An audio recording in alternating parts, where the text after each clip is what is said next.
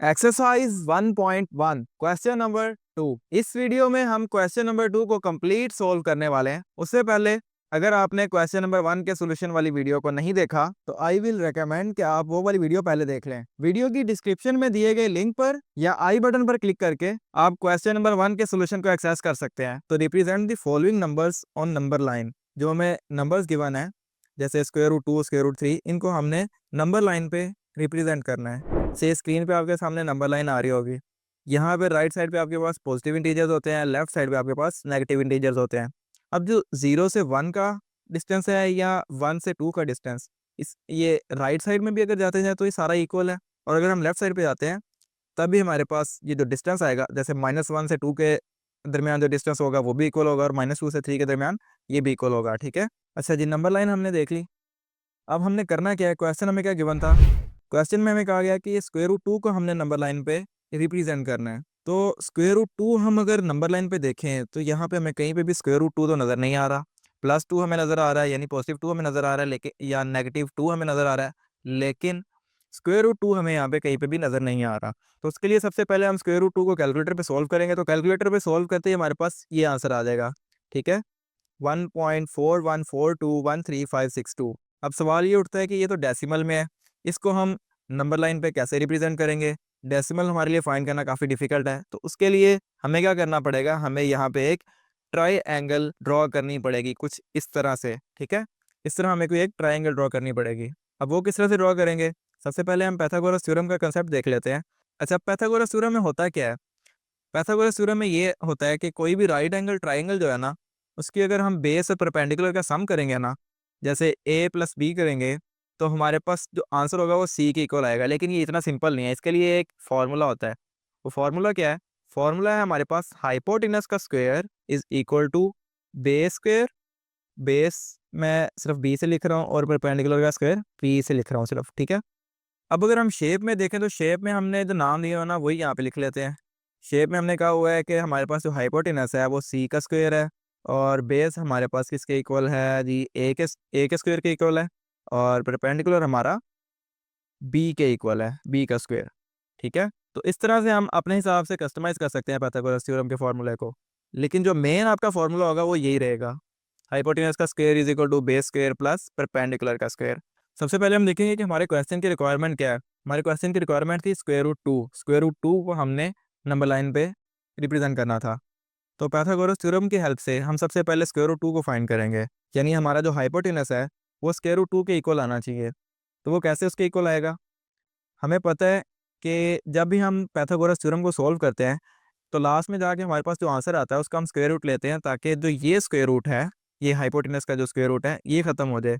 तो अल्टीमेटली जो भी हमारे पास आंसर होता है उसका हमारे पास स्क्वायर रूट आ जाता है। ठीक है, तो इसका मतलब क्या हुआ, अगर हमें स्क्वायर रूट 2 चाहिए तो हमारा जो आंसर होना चाहिए हाइपोटेनस स्क्वायर तक वो हमारा 2 होना चाहिए, ताकि अगर हम स्क्वायर रूट लें तो ये स्क्वायर स्क्वायर रूट इस स्क्वायर रूट के साथ कैंसिल हो जाएगा और यहाँ पे भी स्क्वायर रूट आ जाएगा।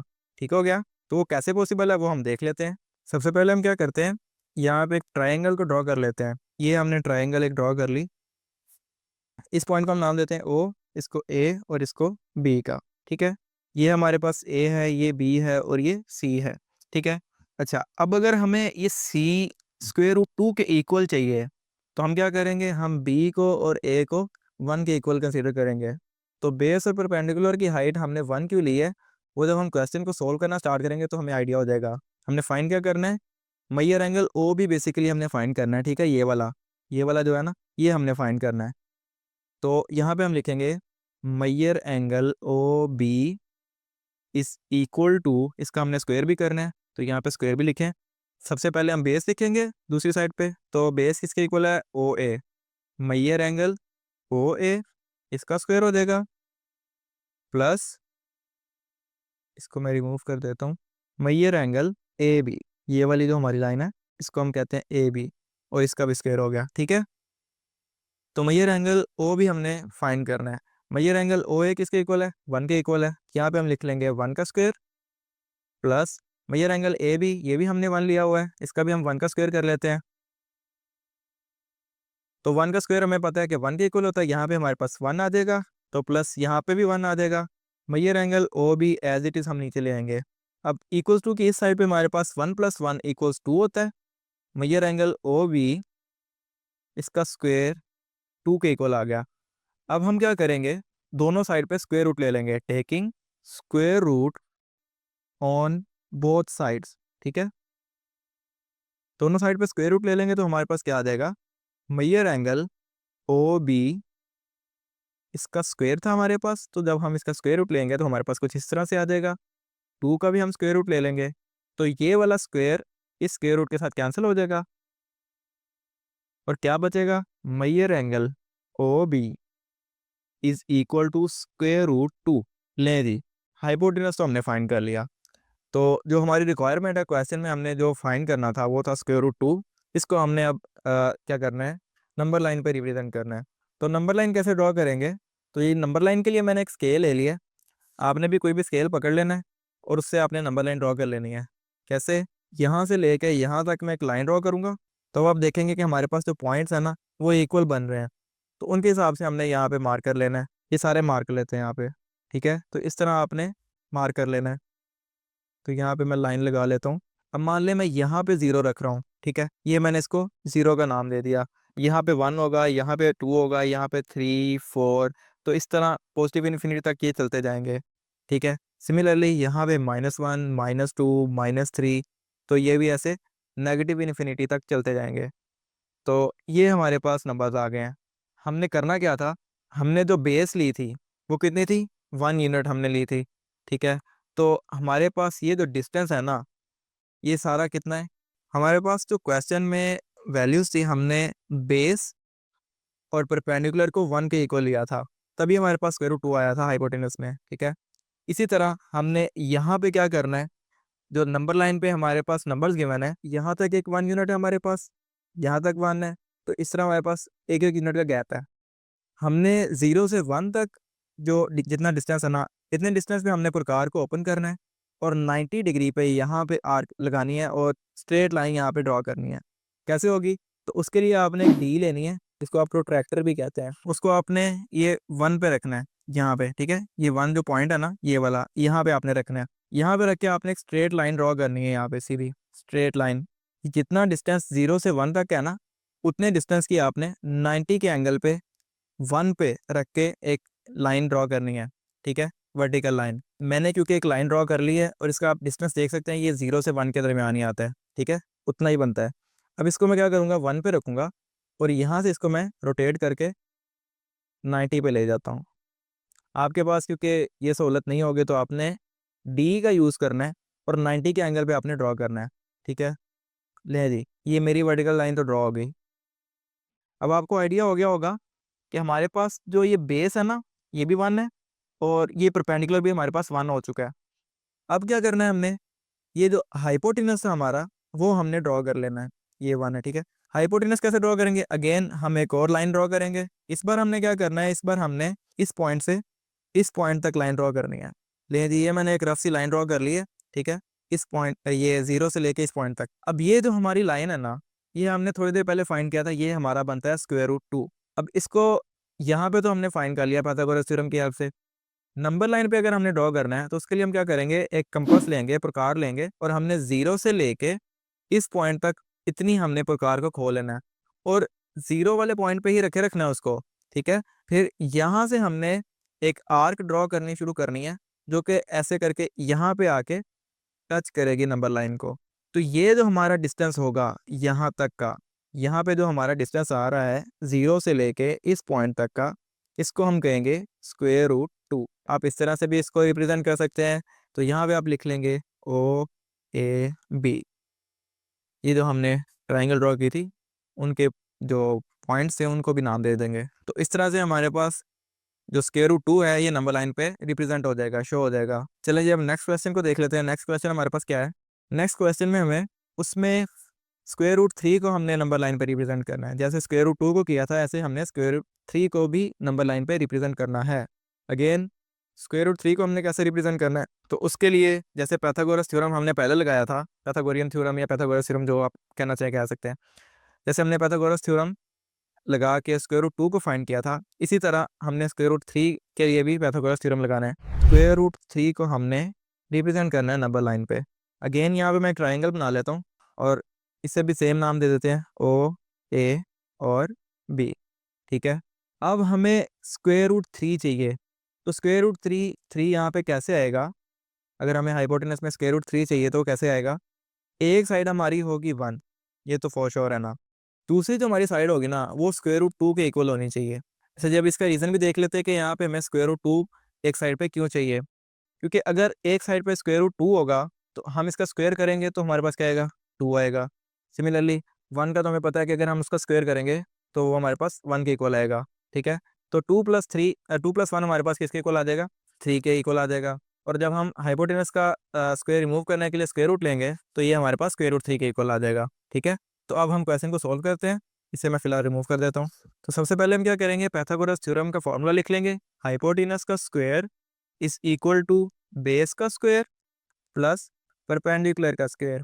ठीक है, तो फॉर्मूला को हम अपनी शेप के हिसाब से लिख लेते हैं। तो यहाँ पे आ जाएगा मेजर एंगल ओ बी, इसका स्क्वायर आ जाएगा क्योंकि हमें हाइपोटेनस का स्क्वायर चाहिए।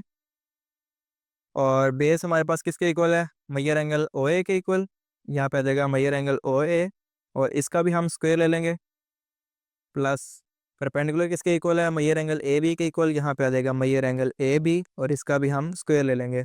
ठीक है, मेजर एंगल ओ ए का स्क्वायर हमारे पास किसके इक्वल है? स्क्वायर रूट 2 के इक्वल। यहाँ पे हम लिख लेंगे स्क्वायर रूट 2 और यहाँ पे स्क्वायर आ जाएगा इसका। मेजर एंगल ए बी किसके इक्वल है? 1 के इक्वल। यहाँ पे इसका भी स्क्वायर आ जाएगा। स्क्वायर रूट 2 का अगर हम स्क्वायर लेंगे तो यहाँ पे 2 आ जाएगा प्लस 1 का स्क्वायर हमें पता है 1 के इक्वल होता है। 2 + 1 3 के इक्वल होता है। यहाँ पे क्या आ जाएगा? मेजर एंगल ओ बी और इसका स्क्वायर। अब हमें क्या चाहिए था? स्क्वायर रूट 3 चाहिए था हमें, लेकिन हमारे पास क्या आ रहा है? 3। तो इसके लिए क्या करेंगे? Taking square root on both sides. ठीक है, दोनों साइड में हम स्क्वायर रूट ले लेंगे। तो यहाँ पे आ जाएगा हमारे पास मेजर एंगल ओ बी और इसका स्क्वायर, इसका हम ले लेंगे स्क्वायर रूट। तो स्क्वायर रूट किसके इक्वल आ जाएगा? 3 के स्क्वायर रूट के इक्वल। तो ये स्क्वायर रूट इस स्क्वायर के साथ कट जाएगा। तो यहाँ पे हमारे पास जो आंसर आ रहा है वो होगा major angle O B is equal to square root 3। ठीक हो गया। अब हमने इसको नंबर लाइन पे ड्रॉ करना है। तो सबसे पहले हम नंबर लाइन ड्रॉ कर लेते हैं। उसके लिए अगेन मैं स्केल ले आता हूँ। अच्छा, अब इस क्वेश्चन का और जो हमने पार्ट 1 किया है, इन दोनों का प्रोसेस ऑलमोस्ट सिमिलर है। तो इसके लिए क्या करते हैं, मैं जो जो मैंने नंबर लाइन पहले ड्रॉ की थी मैं वो एग्जैक्ट वही ले आता हूँ। ठीक है जी, इस पे ये ट्रायंगल भी मेरी ड्रॉ हुई हुई है ऑलरेडी। अब इस क्वेश्चन में और जो हमने पहले किया था इनमें सिर्फ डिफरेंस इतना है कि जो स्क्वायर रूट 2 हमें चाहिए था ना, इस क्वेश्चन में भी हमें ये स्क्वायर रूट 2 चाहिए था। हमने ये वाली जो ट्रायंगल ड्रॉ की हुई है इसको हमने अगेन दोबारा से ड्रॉ करना ही करना था। जैसे हमने पार्ट 1 में किया था उसी तरह से एग्जैक्ट बिल्कुल वैसे के वैसे ही आपने इसको ड्रॉ कर देना है। लेकिन ये जो हमने आर्क इसमें लगाई हुई थी ना, ये आर्क हमें अभी फ़िलहाल नहीं चाहिए। अब अगर आप क्वेश्चन को गौर से देखें तो हमारी जो बेस थी ना वो स्क्वायर रूट 2 था। ठीक है, यहाँ पे भी हमने फाइंड किया स्क्वायर रूट 2 प्लस हमने जो बेस ली थी वो स्क्वायर रूट 2 ली थी। अब अगर हमें स्क्वायर रूट 3 चाहिए ना, तो स्क्वायर रूट 3 के लिए क्या करेंगे हम? इसको हम ये जो हमारा हाइपोटेनस है ना इसको हम बेस कंसीडर करेंगे और यहाँ से हम एक परपेंडिकुलर ड्रॉ करेंगे। वो भी कितना होगा? वो भी ज़ाहिर है हमने कितनी हाइट ली थी? 1। ठीक है, तो यहाँ पे भी हम 1 यूनिट के इक्वल हाइट ले लेंगे। तो मैं यहाँ पे भी एक परपेंडिकुलर ड्रॉ कर लेता हूँ। लेकिन यहाँ पे भी मैंने 1 यूनिट का एक परपेंडिकुलर ड्रॉ कर लिया है। और ये भी इस बेस के अगर हम देखें ये स्क्वायर रूट 2 को अगर हम बेस लें तो यहाँ पे ये 90 का एंगल बन रहा होगा। ठीक है, अब आपने क्या करना है? आपने ये वाली जो लाइन है ना, इस लाइन को अब आपने ये 0 के साथ कनेक्ट कर देना है। तो अगेन हम स्केल लेंगे और स्केल को यहाँ पे अलाइन करेंगे। स्केल को अलाइन करने के बाद यहाँ पे हम एक लाइन ड्रॉ कर लेंगे। ठीक है, ये हमने लाइन ड्रॉ कर ली। अब ये जो लाइन आपके पास आई है ना, ये आपका है स्क्वायर रूट 3। ठीक है, इसको आपने रिप्रेजेंट करना है इस नंबर लाइन पे, क्योंकि ये हमने हाइपोटेनस से इसका फाइंड कर ही लिया ना, लेकिन हमने इसको रिप्रेजेंट करना है नंबर लाइन पे। तो नंबर लाइन पे किस तरह रिप्रेजेंट करेंगे? जिस तरह हमने पार्ट 1 में कंपास ली थी और उसको 0 से लेके इस पॉइंट तक, पहले इस पॉइंट तक हमने ओपन किया था, इस दफ़ा हम इस पॉइंट तक ओपन करेंगे। ठीक है, हमने यहाँ तक इसको ओपन करना है। फिर क्या करना है? जैसे पहले हमने एक आर्क ड्रॉ की थी उसी तरह हमने एक आर्क ड्रॉ कर लेनी है इस तरह। ठीक है, ये जहाँ पे कनेक्ट करी होगी यहाँ पे कहीं कनेक्ट करी होगी तो जहाँ पे ये कनेक्ट कर रही होगी वहाँ पे हमने मार्क कर देना कि यहाँ से लेके इतना डिस्टेंस जो है वो स्क्वायर रूट 3 का है, वो स्क्वायर रूट 3 का है। और यहाँ पे भी आप लिख सकते हैं कि ये स्क्वायर रूट 3 है। इन दोनों में से आपने एक तरीका फॉलो करना है, चाहे ये वाला कर लें चाहे ये वाला कर लें। बाकी की चीज़ें मैं रिमूव कर देता हूँ क्योंकि ये काफ़ी मैस क्रिएट कर रही हैं। अब जो आपके पास ये वाला एंगल था इसको अभी तक हमने कोई नाम नहीं दिया, इसको आप कोई भी नाम दे दें, जैसे सी डी या ई कोई भी नाम दे दें। मैं यहाँ पे इसको नाम दे देता हूँ, डी का नाम देता हूँ, लेट से डी का नाम दे दिया, ठीक है। तो ये हमारे पास बन जाएगा ओ बी और डी। वैसे हमने ट्राइंगल जो ड्रॉ की थी, ट्राइंगल तो हमने ओ ए बी के हिसाब से कर लिया, तो उसमें आप चेंज करके डी लिख लीजिएगा। यहाँ पे आपके पास बन जाएगा major angle O D is equal to major angle O B, इसका स्क्वायर हो जाएगा, plus major angle B D, ठीक है। ये हमारे पास फार्मूला बनेगा अब इस दफ़ा, तो इसको आप एडजस्ट कर लीजिएगा। ले जी, इस क्वेश्चन के जो दो मुश्किल तरीन पार्ट थे वो हमने सॉल्व कर लिए हैं। नेक्स्ट हमारे पास पार्ट 3, 4 × 1/3 को हमने नंबर लाइन पे शो करना है। इस क्वेश्चन को सॉल्व करने के लिए सबसे पहले आपने देखना है कि फ्रैक्शन से पहले कौन सा डिजिट आ रहा है। तो इसको हम इस तरह भी लिख सकते हैं, 4+1/3, ठीक है। अब एक चीज़ तो हमें क्लियर है कि हमें 4 तक तो जाना ही जाना है, ठीक है। यहाँ तक तो हमने जाना ही जाना है। +1/3 मतलब अब जो नेक्स्ट हमारे पास जो नंबर होगा ना, उसमें हमने 3 पार्ट करने हैं और उसका सिर्फ जो पहला पार्ट होगा ना वहाँ तक जाना है, ठीक है। तो यहाँ पे 4 से 5 तक हमें कोई भी इस तरह से मार्क तो नहीं हमने किया हुआ, लेकिन हम इस तरह कर सकते हैं कि खुद से आइडिया से 2 लाइनें लगा लेते हैं, ठीक है। अब 2 क्यों हमने लगाई हैं, जितने भी हमारे पास ये फ्रैक्शन में वैल्यू होगी ना, जितने भी हमने पार्ट्स करने होंगे उससे हमने एक कम करना है। उसका रीज़न, 2 हमने लाइन लगाई है ना, तो 3 पार्ट बन रहे हैं। देखें, एक ये वाला पार्ट है, एक ये वाला है और एक ये वाला है, ठीक है। 3 पार्ट बन रहे हैं, तो हमने दो दो लाइनें लगा लेनी है, जिससे आइडिया हो जाएगा कि इसके 3 पार्ट बन रहे हैं। हमें कितने चाहिए, हमें इस पार्ट तक चाहिए। क्यों? क्योंकि क्वेश्चन में हमारे पास गिवन है कि 1/3 यानी 3 हिस्से होंगे, तो उसका पहले हिस्से तक हमने जाना है। तो यहाँ तक हमारा बनता है, यहाँ पे आपने मार्क कर देना है, यहाँ पे आपने लिख देना है 4 × 1/3, ठीक हो गया। इसी तरह से हम बाकी क्वेश्चन पे सॉल्व कर लेते हैं। नेक्स्ट हमारे पास आ जाता है पार्ट 4। तो पार्ट 4 को देखते हैं, पार्ट 4 में क्या कहा गया है। पार्ट 4 में हमें -2 × 1/7 को नंबर लाइन पे शो करना है। यानी पहले हम जा रहे थे पॉजिटिव इन्फिनिटी वाली साइड पे, इस दफ़ा अब हमने जाना है नेगेटिव इन्फिनिटी वाली साइड पे, ठीक है। तो चलते हैं बोर्ड पे, देखते हैं इसको कैसे सॉल्व करेंगे। लें जी, क्वेश्चन आपके सामने मैंने लिख दिया है, -2 × 1/7। अब अगेन हम इसको भी उस तरह सिंपल कर लेते हैं, -2 + 1/7 इस फॉर्म में लिख सकते हैं ना। नेक्स्ट हम नंबर लाइन भी ड्रॉ कर लेते हैं, नंबर लाइन ले जी, नंबर लाइन भी आ गई हमारे पास। अब हमने क्या करना है, -2 × 1/7, -2 तक तो हम जाएंगे ही जाएंगे, मीन्स कि यहाँ तक तो हमने आना ही आना है। उसके बाद हमने जो ये वाला एरिया ना, इतना, इसके हमने 7 हिस्से करने हैं, 7 बराबर हिस्से करने हैं। और उसमें से भी हमने जो पहले वाला होगा, यानी यहाँ करके वो आएगा, ये इससे भी पहले हो सकता है, उसको हमने शो करवाना है कि यहाँ तक -2 × 1/7 बनता है। तो इसके लिए अब पहले तो हमने आइडिया से लगा लिया था ना, क्योंकि उसमें वो छोटा सा था, उसमें 3 हमने पार्ट बनाने थे। अब इसके 7 पार्ट्स करने हैं, तो इसके लिए बेटर रहेगा कि आप एक स्केल का यूज़ कर लें। ले जी, मैंने स्केल यहाँ पे रखी है। अब अगर इसके हम 7 हिस्से करें ना, अच्छा, ये जो आपके पास छोटी लाइंस है ना स्केल पे, इनको आपने देख लेना है। ये नॉर्मली ये जो बड़ी लाइंस हैं इन पे तो मैंने सेट की हुई हैं, तो छोटी लाइंस है ना, ये आपके पास तकरीबन 9 बन रही होंगी, ठीक है। तो उस हिसाब से आपने 7 लाइंस जो है ना वो ड्रॉ कर लेनी है, 1 2 3 4 5 और 6। ये हमारी रही 6 लाइंस, ठीक है। अब ये फिलहाल तो मैंने डॉट्स ही लगाए हैं, इनको हम भी ठीक कर लेते हैं। ये होगी हमारी पहली लाइन, ये दूसरी, ये तीसरी, ये चौथी, ये पांचवी और ये छठी, ठीक है। ये हमारे पास 7 लाइंस हो गई हैं। क्वेश्चन में हमें कितना कहा गया है, 7 पार्ट जो हैं, 7 पार्ट में से हमने पहले पार्ट को रिप्रेजेंट करना है। तो पहला पार्ट हमारा कहाँ पे बन रहा है, यहाँ पे बन रहा है, ठीक है।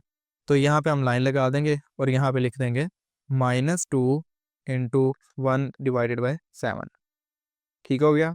अब ये वाले जितने भी क्वेश्चन है ना इस तरह के, बाकी पार्ट जो है वो सारे सिंपल हैं। मतलब जो पहले जिनमें दो हमने ट्राइंगल्स बनानी थी, एक वो है और एक मेरा ख्याल है आपके एग्जांपल्स में एक क्वेश्चन है, सिर्फ आपने उनमें सिर्फ आपने ट्राइंगल्स बनानी है, पाइथागोरस थ्योरम का इस्तेमाल करना है। बाकी जितने भी क्वेश्चन है उन वो सिंपल है, उनमें सिर्फ आपने ये कुछ लाइंस ड्रॉ करनी है, रफ सी भी कर लें या आपने स्केल से ड्रॉ कर लें। नेक्स्ट पार्ट है हमारे पास पार्ट 5, ठीक है। इसमें भी हमने 5/8 को रिप्रेजेंट करना है नंबर लाइन पे।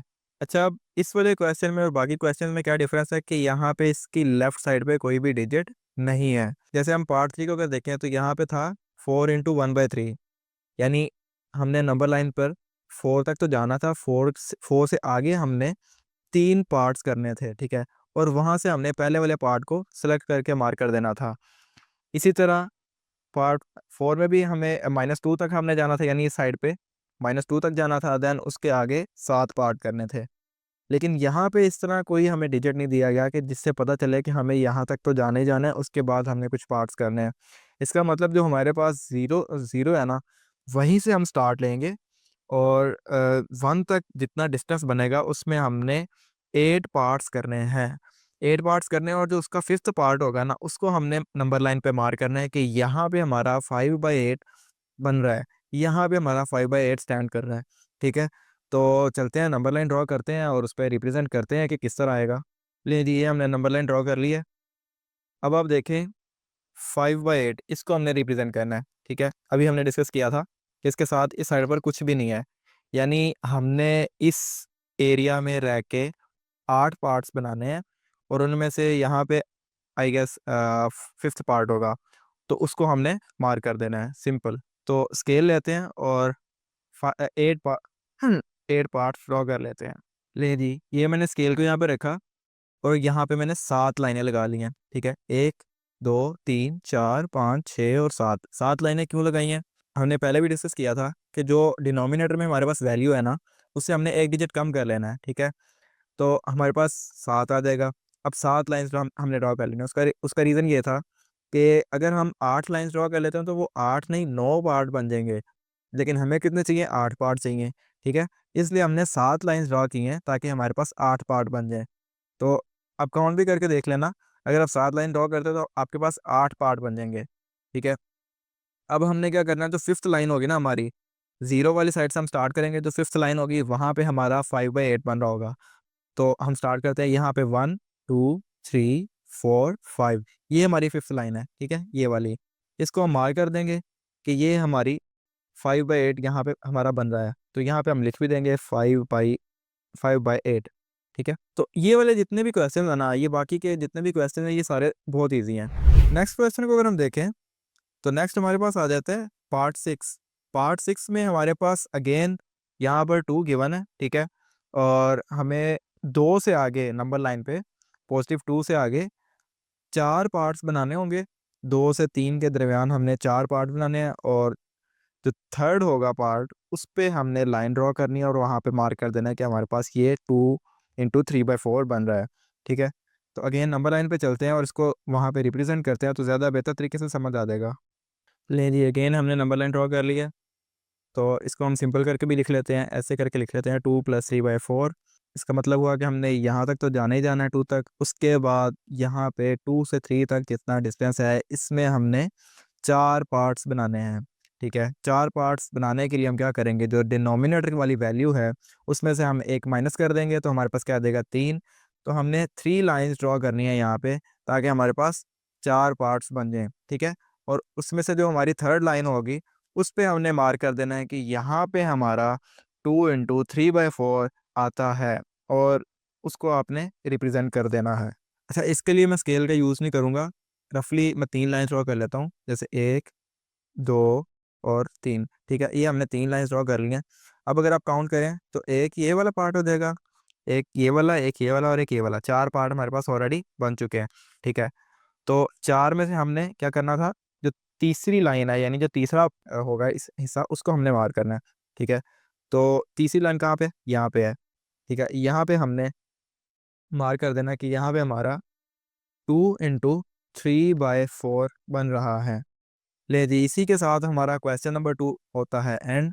इसके बाद हम क्वेश्चन नंबर 3 के सोल्यूशन को देखेंगे। तो उस वीडियो का लिंक आपको स्क्रीन पर शो हो रहा होगा। तो मिलते हैं नेक्स्ट वीडियो में, तब तक के लिए कीप प्रैक्टिसिंग। अल्लाह हाफिज।